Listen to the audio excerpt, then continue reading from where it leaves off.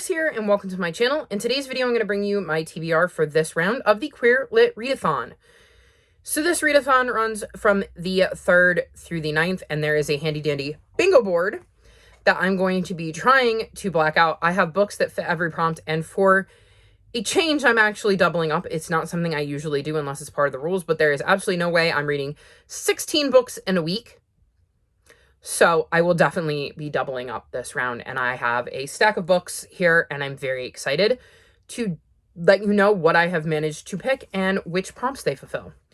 So the first book on my TBR is Ready When You Are by Gary Lonesborough, and for this, I'm fulfilling the prompts of Southern Hemisphere author, because this author is from Australia, and the pick your own prompt, which I'm going to use Indigenous for. So Jackson is a teenage boy living in the Mish, an Aboriginal community in Australia. He hangs out with a mate, has a girl who's really interested in him, and lives with a family who doesn't ask many questions. He feels he's got everything under control until Tomas comes along. Tomas is a mysterious boy with a troubled past who's been taken in by Jackson's aunt. When Jackson's aunt and cousins come to visit, Tomas and Jackson are suddenly sharing a room, and a whole lot of tension. At first, that tension seems to come from the intrusion on Jackson's life, but then it becomes about something much deeper and much more personal. Jackson's never let himself love before, not the way he's starting to love Tomas. It's scary and confusing and acts like a secret, but feels like the truth. It's not anything he's ready for, but it will take him where he needs to be, if he lets it. And our author grew up as part of a large and proud Aboriginal family, so we have queer, Indigenous, and from a Southern Hemisphere country.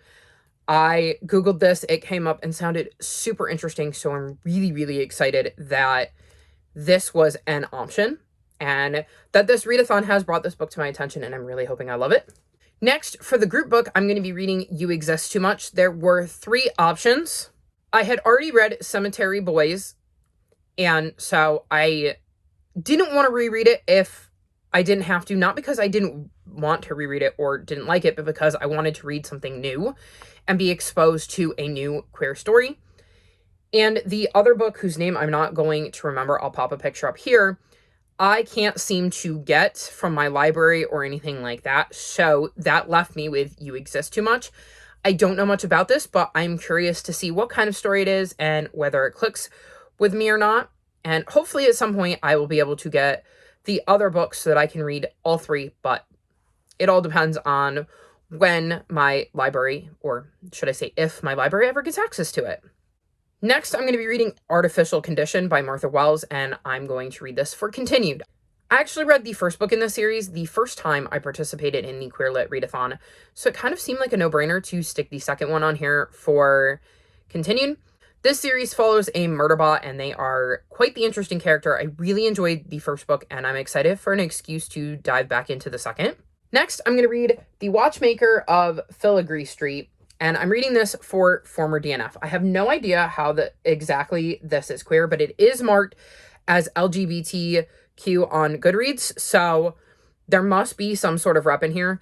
I don't remember anything about this or why I DNF'd it, but we're going to give it another try and see if it clicks with me this time. He lived his life like clockwork until he met the Watchmaker, and it's set in 1883. It says it's a sweeping atmospheric narrative that takes the reader on an unexpected journey through Victorian London, Japan as its civil war crumbles long-standing traditions, and beyond.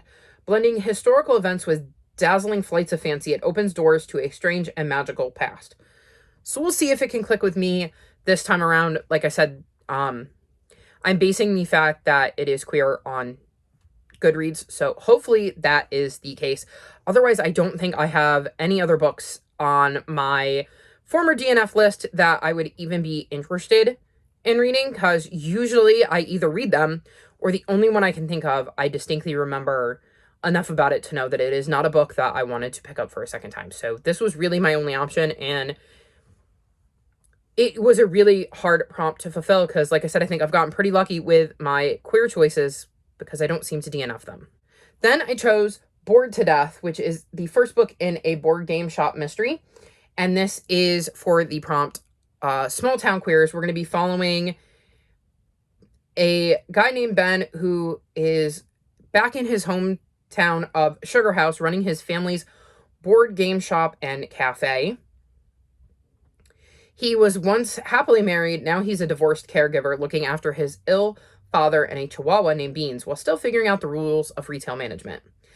At least the town has become more LGBTQ plus friendly than when Ben was a teenager.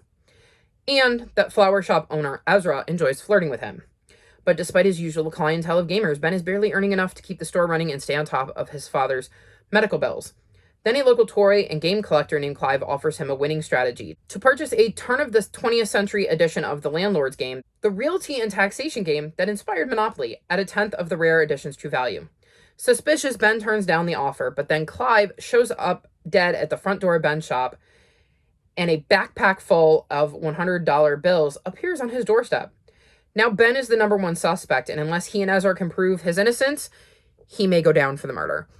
I'm very, very excited to read this because I love cozy mysteries and I love the idea of being able to find one that has queer main characters. So very excited to check this out. And I'm really hoping I enjoy it because I would like some more diversity in my cozy mysteries. Next, I'm going to be reading Glitter and Concrete, A Cultural History of Drag in New York City. So this will fulfill the prompt by or about drag and escape. So obviously it is a nonfiction that talks about the cultural history of drag, so it's going to be about drag. And the reason I chose this for escape, which is one of the loosest prompts on the board, and I know that Kathy, one of the hosts whose video I watched, said she was really curious to see what everybody was going to use for this and how they were going to interpret it. I'm choosing escape as escape stereotypes, escape preconceived notions. I, to my knowledge, have never interacted with a drag queen. I don't really know much about drag or the drag scene, which means pretty much most of my knowledge is based on stereotypes or preconceived notions. I know that there has been a lot of hate for drag queens in the last few years, and while I don't buy into any of that, I want to escape all the nonsense and the narratives and hear a true story and get the real scoop on drag. And I thought this was a great way to escape all of that chatter and read some facts about it and not stereotypes, preconceived notions, or other people's mistaken ideas. So I thought this was a great way of interpreting the prompt, and I'm very, very excited to read this because I'm hoping I learn some new things. Next is Most Recently Acquired, and I'm going to read Bookshops and Bone Dust. This is the prequel to Legends and Lattes, and we're going to be following an orc named Viv. I am so incredibly excited to get to this. It was really hard knowing it was coming and knowing that I couldn't pick it up because I wanted to use it for this readathon because I knew it was coming. So the moment I saw Most Recently Acquired, I knew this was going to be my most recently acquired queer book. So I'm very, very excited to read it and dive back into the story because Legends and Lattes is one of my favorite books I believe I read last year. And I want more in this world and the cozy fantasy vibes. So very excited to be able to include it in this TBR. So next I'm going to read Set the Record Straight, and I'm using this for the prompt holiday and self or small pub. And I believe this book is self-published and it is a holiday romance between two women. I would read you the description, but I legitimately cannot find my phone. It's around here somewhere. The alarm will go off eventually and I'll be able to locate it. But in the meantime, I can't read you the description because, well, like I said, I can't access my phone. But I know I read the description and that it sounded really interesting, and I love reading cute holiday romances at Christmas time. So this was a perfect excuse to stick something like that on my TBR. Then I'm going to read Fight and Flight. So I'm reading this book for middle grade, as it is a middle grade novel. I'm reading it for librarian recommendation because I went on the New York Public Library's website and looked at library recommendations until I found one that had queer representation that sounded interesting. And I'm reading this for relatable because one of our characters has been having intense panic attacks ever since her aunt died 3 months ago. And as somebody who suffers from anxiety and panic attacks, I'm going to find that extremely relatable. This follows two girls who are each dealing with something, like I said. Our first, Sarah, is dealing with panic attacks. Avery is dealing with Ehlers-Danlos syndrome, a disease that affects joints and really affects her being able to do things she loves, like, say, dirt bike riding. And there is going to be a perceived attack at their school, but it is only a drill and it creates some trauma for them, and these two girls are going to bond over it. I have read, what is it called? Both Can Be True by Jules Macias, and I absolutely love that book. I thought they did a great job crafting that story, and I'm hoping that they bring that same emotional appeal to this one and that I really get sucked in. Although, it's a little nerve-wracking given that I relate to the anxiety attacks, and if it's written in a relatable way, I am hoping it won't be too much for me to handle, because I've definitely encountered books that write panic attacks in such a real way that I've actually felt my anxiety rising in response to the way the character is feeling. So we'll see how this one goes, but I'm quite looking forward to it. And then the last book I'm going to be reading is Across a Field of Starlight. And I'm going to be reading this for Progress Pride Flag because, I mean, look at the cover. I feel like all of the colors are pretty much represented here. And of course, graphic novel because, well, it's a graphic novel. I am extremely excited about this. It says, Lou and Fasten are from different worlds and separate solar systems, but there's something that keeps them in each other's orbit. Something they don't want to let go of. When the war of Fasten's world invades Lou's peaceful home, they find themselves at the forefront of a battle they hoped would never happen. They finally have a chance to be together, but at what cost? So, a sci-fi graphic novel romance, like, this sounds quite interesting and something that I don't think I've ever really thought about reading, but I'm glad it came on my radar, and I think it'll be an easier read to get through, even though it is a big, chunky graphic novel. So, quite looking forward to this one as well. So there you have it.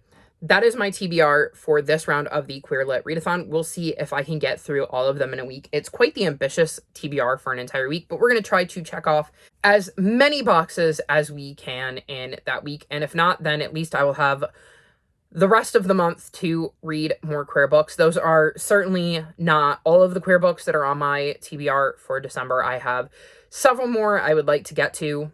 Off the top of my head, I want to read Purloined Poinsettia, which is a cozy mystery featuring an autistic asexual main character. I have Astrid Parker Doesn't Fail and Iris Kelly Doesn't Fall? Doesn't Date? Something like that. But those are both queer romances as far as I know.